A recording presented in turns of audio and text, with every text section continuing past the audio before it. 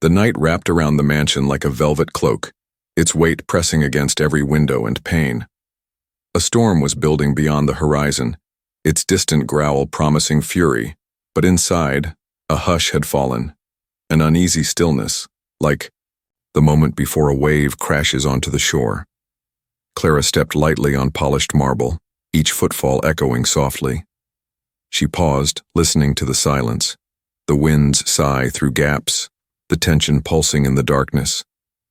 The faint hum of electricity had ceased, and with it the comforting hum that usually accompanied the life within these walls. Clara had been called in, not because she sought grandeur or prestige, but because she carried something far more precious. Assurance in the unpredictable calm where chaos once reigned. The mansion's owner, a man named Adrian Wells, had placed the call at 2:13 a.m., his voice measured, quiet, and insistent. "Come, please," he had said. That was all. No explanation, no story, only urgency cloaked in stillness. Now, as she stood in the corridor, a faint memory flickered in her mind. The day she'd begun this work, she had traded the safety of rules and routine for nights like this. Intimate, unexpected, vital. The storms she faced now were not just the roaring ones of weather, but the quieter tempests of human fear. And she, Clara Calloway, certified in emergency lighting and power systems, had become something of a myth in certain circles. An after-midnight whisper, "If you need answers in the dark, call Calloway."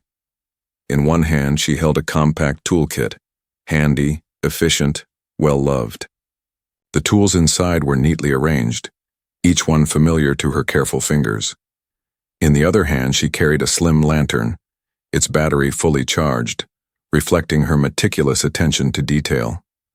With an exhale, she turned toward the expansive living room at the end of the hall where blackout began. A gust of wind rattled the window panes. She paused, steadying her breathing. The storm sounded closer now, thunder grumbling overhead, low and insistent. She flicked on the lantern, its light soft and warm, distant from the piercing clarity of daytime bulbs but perfect for navigating shadowed corners. Inside the living room, the silence was deep, full of the strange echoes of absence. High ceilings lost themselves in gloom. Furniture stood still like statues. Clara set the lantern on a polished table and opened her kit. First, she unearthed a voltage tester, then a screwdriver, a length of extra wire, and replacement fuses. She slid open the service hatch in the ceiling, her fingers nimbly unsnapping locks, and peered into a crucible of penetrable darkness. Crouching on the ladder's first rung, every inch taken with respect, she traced the circuit line. Storms, she recalled in that moment, had a habit of exposing what the daylight concealed. Frayed wires, loose panels, corrosion that waited for wetness. She found the culprit immediately. A charred fuse half melted, its glass scarred from a surge. With a practiced twist, she removed it. Footsteps approached the doorway, soft, hesitant. She slid down, toolbox in hand, and saw him. Adrian Wells. Tall, with the calm posture of a man accustomed to wealth yet unaccustomed to helplessness. His expression was unreadable, but his eyes held something, fear, or something like it. She looked at him for a heartbeat, took in his expensive suit still damp at the collar from the storm's first arrivals, his hair slightly tousled as if he'd rushed through a downpour. "I heard thunder," she said softly, placing the toolbox on the ground. He nodded, voice low. "The backup generator failed," he said. "When the power went out, everything, all the safety features, gone." He gestured around him. "It's all dead." Clara met his gaze. "I'll get it back on," she promised. He exhaled, relief warring with something else, restlessness, perhaps an ache. "Thank you," he said, barely above a whisper. She climbed back up and replaced the fuse. She tightened connections, checked insulation, and measured voltage. Her lamp illuminated her careful work. The storm thundered louder, like a desperate choir urging her onward. She switched the generator, starter switch. A sputter, a whine, and then the light pulsed, flickered, and steadied. Warm illumination spread, chasing shadows from corners, revealing the polished woodwork, the silk drapes, the life of the home itself. She climbed down slowly. The storm's noise seemed more distant now, its power outside her functioning world. She folded up her flashlight and turned to Adrian, who had remained at the doorway. "He'll be okay," she said, meaning the light, the generator, the essential hum of life and safety. He stepped forward, his shoulders easing. "Why?" He asked, voice raw, not why did this happen, but why come in the middle of the night but for me? She met his question with a gentle smile. Because when it's dark, every small thing matters. She packed her tools, closing each latch. A short circuit here, a blown fuse there. They don't care who you are. They care that you're safe. He dipped his head, fingers brushing the still humming generator panel behind her. For a moment they stood in silence. He inhaled, his posture relaxing, the weight visibly lifting from his shoulders, but, she continued, voice light, "You had me come right away. You made the call. That takes courage, too." He turned toward her then, vulnerability shimmering in his tone. "I panicked," he admitted quietly. I just needed someone to make it stop." His words were simple and human. Clara drew in a breath, nodding. "Then it's done," she said. She closed her toolkit and clipped it onto her belt. The generator purred behind them. Lights, steady. The house felt alive again. He paused, taking her in. "You're extraordinary," he said quietly. "Thank you. Really, He trailed off, lost in a moment of gratitude. Clara offered him a small smile. "Just remember, you earned the help. You deserve peace." Turning, she headed back to the hall. He watched her go. Then, louder than the storm, he said, "Stay, just a moment longer?" She paused on the threshold. "Of course," she replied. Adrenaline faded from her. She set the toolbox down. He held out a steaming cup. Chocolate, fancy, decadent. The scent stirred curiosity, and something beside it, hope. She took it, warmth seeping into her palms. He led her to an armchair by a tall window. She perched on its edge, lantern still illuminating her calm face. He settled opposite, rain trickling down the glass between them. For a long moment neither spoke. The storm continued, but inside, light ruled. He cleared his throat. "I've lived a charmed life," he began. "But success, I realize now, it doesn't shield you from fear." His voice cracked in places. "Money buys convenience, it buys safety. Most of it. But it buys nothing against the dark inside you." He gestured at the lantern, at the glow of lights. "When those go out, you're naked before the quiet." He paused, drinking from his cup. Clara waited quietly, encouraging with her presence. He swallowed and continued. "I've spent years avoiding darkness, filled my life with sound, with business, with people." He gave a half smile. "Sometimes I think I just ran from it." His eyes fixed on the window, lightning illuminating his face in brilliant flashes. "Now I realize it's not enough to run. You have to meet it. Accept it. Light it if you can." She nodded.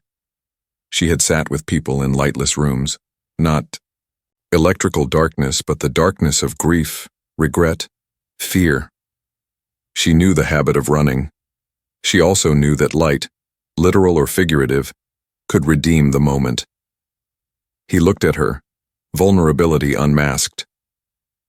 Why are you so calm? You see someone fearful at her wit's end, and here you are, just fixing it." Clara took a gentle breath.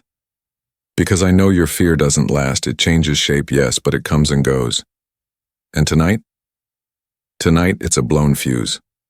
I fix that. The lights come back on. You breathe again. Together, we walk out of that room. I've seen people breathe again." She paused. "Every time the lights flicker back on, I get to watch someone breathe." Adrian drained his cup. "That's more than mechanical work," he said. "That's deeply human." "It has to be," she replied. Otherwise, what's the point? A distant rumble of thunder shook the windows again. He looked out. The rain had lessened. Dawn would come soon. She glanced at the dim line of light creeping through the undercurtains, the world beyond stirring awake. He set his cup on the table, voice soft. "Will you stay until daylight?" he asked. "Just until I'm sure." Clara met his eyes, recognizing something both fragile and strong in him. She nodded. "Yes," she said simply. They sat in pair silence, the gentle glow of restored light stretching its fingers across the room. It was a beginning, of understanding, of courage, of connection.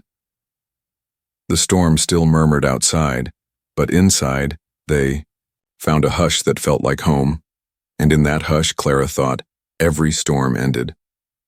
But its real gift came in the soft moments that followed, when light, humanity, and hope remained. The air felt different with the generator humming. Its steady rhythm, though artificial, brought a quiet confidence to every corner of the mansion. Clara leaned back in the old armchair, her fingers tracing the rim of the cup Adrian had given her, the chocolate now cooled and forgotten. Her mind wandered to other places, to other nights like this, to calls that came from distant farms or small apartments with single bulbs dangling from cracked ceilings. She had always answered, sometimes for pay, sometimes simply because her heart wouldn't let her walk away from someone lost in the dark. Adrian stood by the window, watching the rain's last silver threads trail down the glass.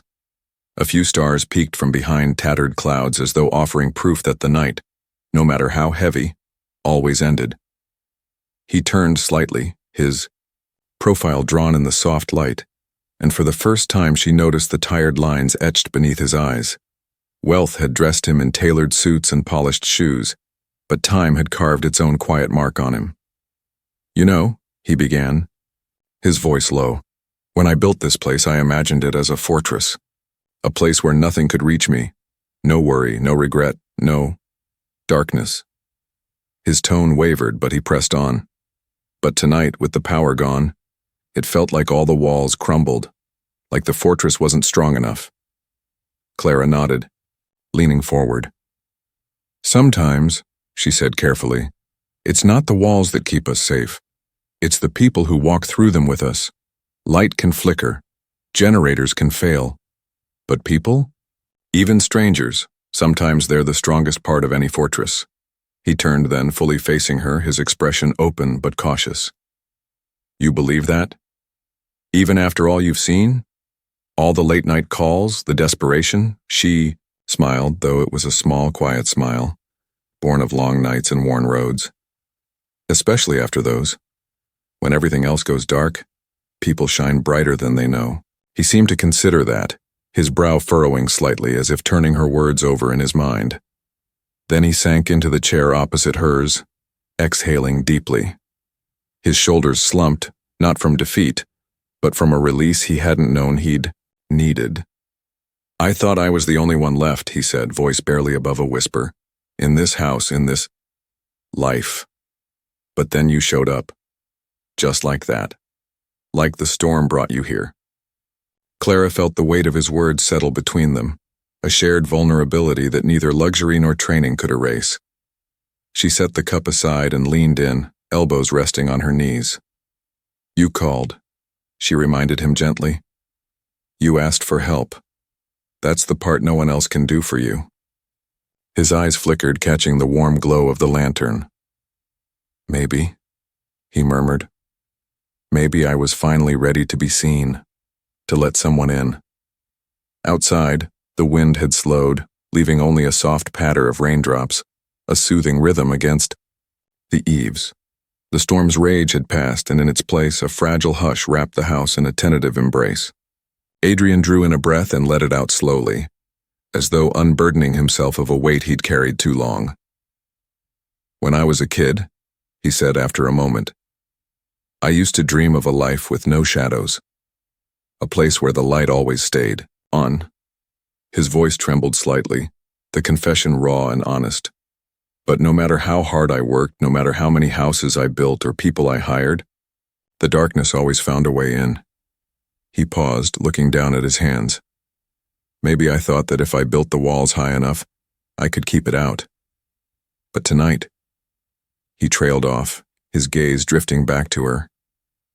Tonight, I realized, I can't.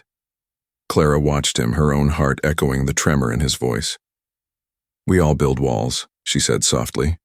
We all try to keep the darkness out. But sometimes it's the people we let in who bring the real light. Adrian's eyes met hers then, searching, questioning. And you? He asked. What do you build? She let the question settle in the space between them before answering. I build bridges, she said, between the dark and the light, between fear and hope, between people who think they're alone and the truth that they're not. She leaned back slightly, her gaze steady. It's not always easy. Sometimes the bridge shakes, but it always leads somewhere better than where it started.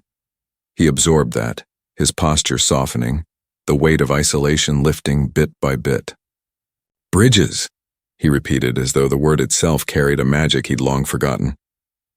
Maybe that's what I've been missing all along. She gave a small nod, the corners of her lips tilting upward. Maybe, she agreed. But you're not missing it anymore. He looked at her then, not as a mechanic, not as a late night call, but as a person who had answered the darkness without hesitation. Stay a while longer, he whispered. If you can. Her eyes softened. I can, she said. For as long as you need. And she meant it, not as an obligation, but as a promise, because that's what bridges were for, to bring people together, to remind them they were never truly alone, even in the darkest of nights. The rain eased into a gentle hush outside, and within the mansion, the steady hum of the generator merged with the steady rhythm of breathing. Two strangers in the same room, connected by a bridge neither of them had known they'd needed. And though the darkness might return one day, tonight there was light enough for both. The morning light crept in slowly, brushing the edges of the heavy curtains and spilling onto the marble floor like a hesitant promise. Clara blinked at the brightness, momentarily disoriented by the unfamiliar surroundings, the high ceilings, the thick rugs, the heavy furniture that seemed to belong to another world. But then she remembered the night before, the darkness, the fear in Adrian's voice, and the quiet bridge they had built between their worlds. She stretched, feeling the stiffness in her shoulders from a night spent in an armchair instead of a bed. She had chosen to stay. She'd promised. In the quiet house, the generator's hum had long since faded, replaced by the gentle chirping of birds outside. She stood, brushing her hands against her jeans, and made her way toward the kitchen. The mansion felt different now, less like a fortress and more like a place where possibility lived. She caught her reflection in a hallway mirror, hair tangled, eyes tired, but steady. The night's vulnerability still clung to her, but so did a sense of purpose she couldn't quite name. The kitchen was vast with marble counters and gleaming appliances, but it felt strangely cold. She found a kettle, filled it with water, and set it on the stove. As she waited for it to boil, she let her gaze wander.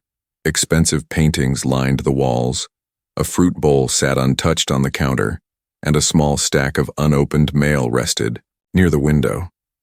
This was a life of abundance, yet every detail felt like it had been chosen by someone else. She wondered how long it had been since Adrian had felt truly at home here. A soft shuffling sound caught her attention.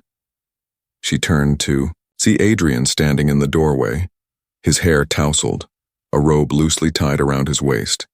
His eyes were shadowed but softer than the night before. He watched her with a quiet uncertainty, as if unsure whether she'd still be there. "Morning," he said, his voice rough with sleep. "Morning," she replied, offering a small smile. "I thought I'd make some coffee, or at least try." He nodded, stepping into the kitchen, the marble cool under his bare feet. "It's been a while since someone else used this kitchen," he admitted, his eyes scanning the familiar but untouched space. "I used to love cooking, before everything got complicated." She tilted her head. "What made it complicated?" He exhaled slowly, leaning against the counter. When you have everything, it's easy to believe you don't need anyone, that you can buy comfort, friendship, even love. But I've learned, money only fills so many gaps. The rest. He paused, searching for the right words. The rest you have to let people in for, and that's the hardest part. The kettle began to whistle, a shrill reminder of something simple and human. Clara turned off the stove and poured the water, her hands steady even as her heart felt the weight of his confession. Letting people in is always the hardest part, she said softly. But it's also the part that makes all the difference. He studied her, his gaze lingering on the kindness in her eyes. Why did you come? He asked. I mean, I know you were on call, but why did you really come? At 2 a.m. in the rain to a house like this? She hesitated, setting the mugs on the counter and meeting his gaze. Because I've been in the dark too, she said quietly. Not just without lights, but without hope. I've been in places where every second felt like a lifetime, and I know what it means to have someone show up, even when it's inconvenient, even when it's hard. His breath caught, and something in his eyes shifted, like a locked door, slowly swinging open. That's more than I expected, he admitted. More than I deserved. She shook her head, her smile gentle but firm. You deserve to be seen. Everyone does. Even if they've built walls. Even if they've forgotten what it feels like to have someone care. For a long moment, he stood there in silence, the steam from the kettle drifting between them. Then he reached for one of the mugs, his hand brushing hers. The contact was brief but grounding, like a promise made without words. Thank you, he murmured, for being here, for reminding me that I'm not alone. Clara's heart swelled, the weight of her own past mingling with the present. You're not, she said simply. Not anymore. They sat together in the kitchen, the morning light growing stronger, illuminating the spaces that had once felt so empty. And in that quiet moment, amidst the clinking of cups and the soft rhythm of shared breath, Clara realized that sometimes it wasn't about fixing the broken things. Sometimes it was about holding the light steady until the darkness had no choice but to retreat. Outside, the day stretched ahead, full of possibilities neither of them could yet name. But for now, it was enough to be there, to be present, and to know that even in the grandest of houses, the simplest acts of kindness could still be the strongest bridges of all. Sunlight streamed through the tall windows of the study, turning the dust motes into a soft dance in the air. Clara sat across from Adrian, both of them silent for a moment, the weight of shared stories and quiet confessions hanging between them, like an invisible thread. He'd changed overnight. Where shadows once lingered in his eyes, there was now a glimmer of something else. Hope, perhaps. Or maybe just the realization that his fortress wasn't as impenetrable as he once believed. She leaned forward, fingers laced around her coffee mug, the steam rising like a fragile promise. You said you used to love cooking, she ventured, a gentle way to start the day. What happened? Adrian let out a low, almost embarrassed laugh. I guess I just stopped. Business took over. The parties, the deals, the long hours. Eventually, the kitchen felt like another room I didn't belong in. He paused, eyes dropping to the table. And when the darkness came, I didn't even think to come here. I just hid. Clara studied him carefully. We all hide sometimes, she said softly. But the fact that you can talk about it now, that's not hiding anymore. He looked up, meeting her gaze. It's been a long time since anyone wanted to talk.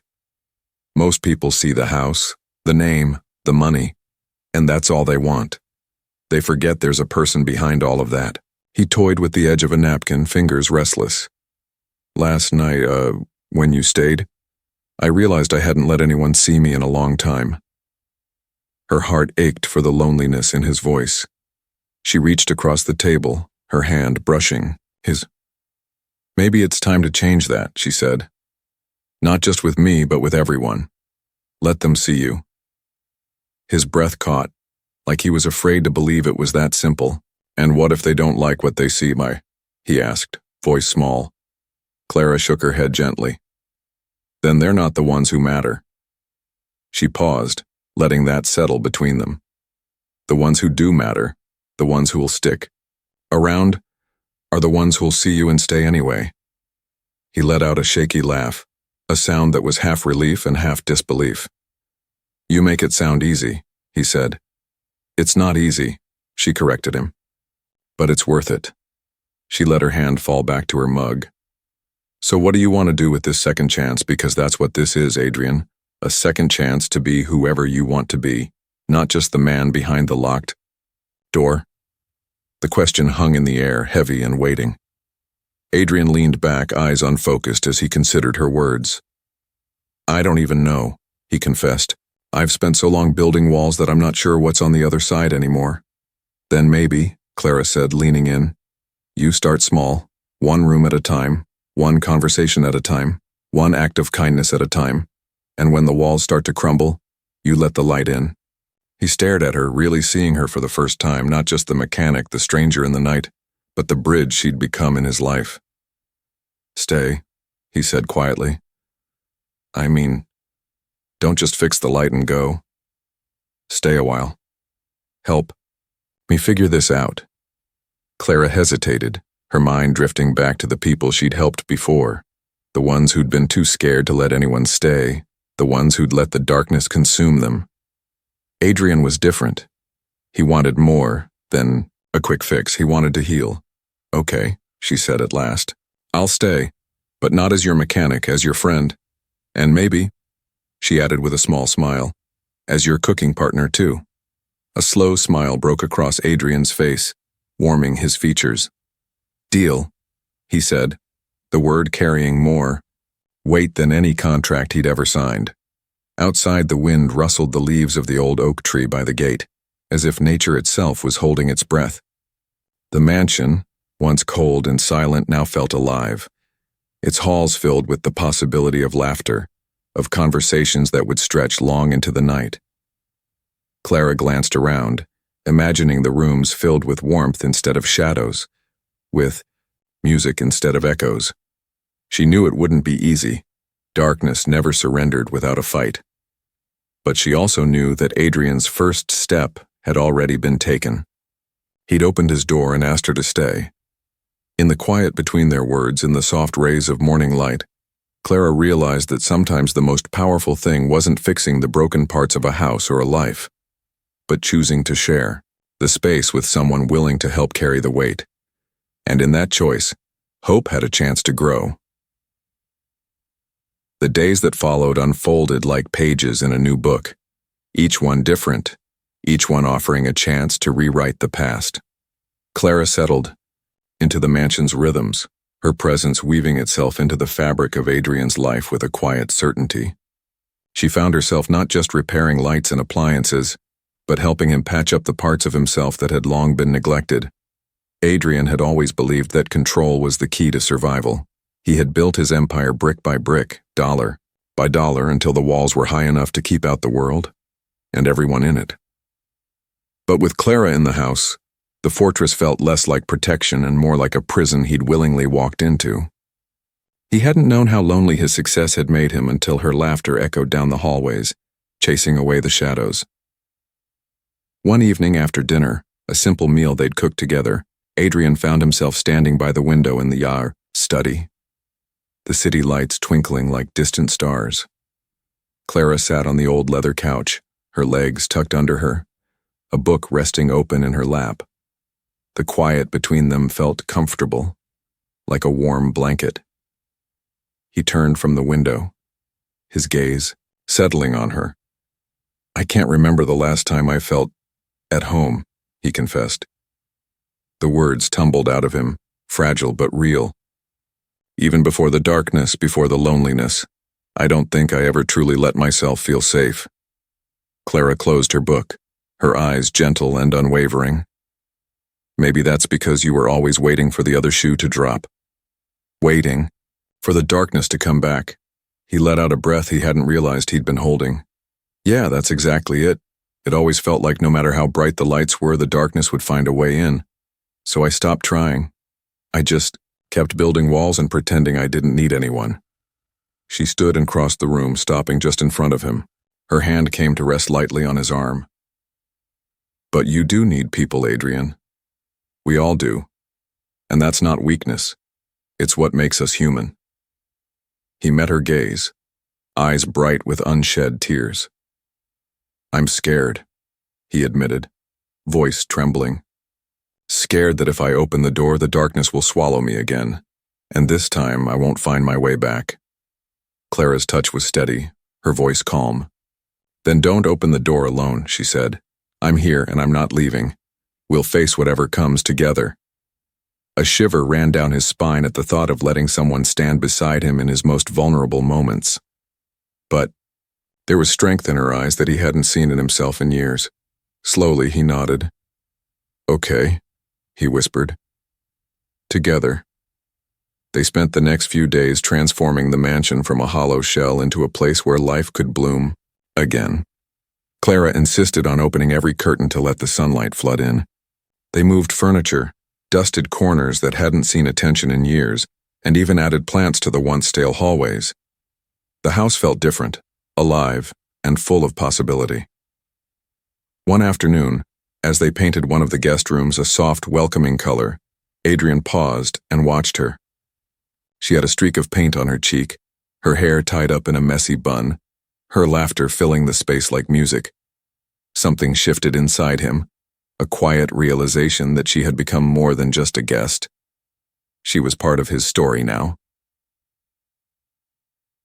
Clara looked over, catching his gaze. What? She teased, smiling. He shook his head, a grin playing at the corners of his mouth. Just thank you, he said, for being here, for making this place feel like home. She set down her brush and crossed the room to him, her smile soft. That's what friends do, she said, her voice warm. They make sure the darkness doesn't win. His heart swelled with gratitude, and a fragile but growing hope that maybe, just maybe, he didn't have to fight his battles alone anymore.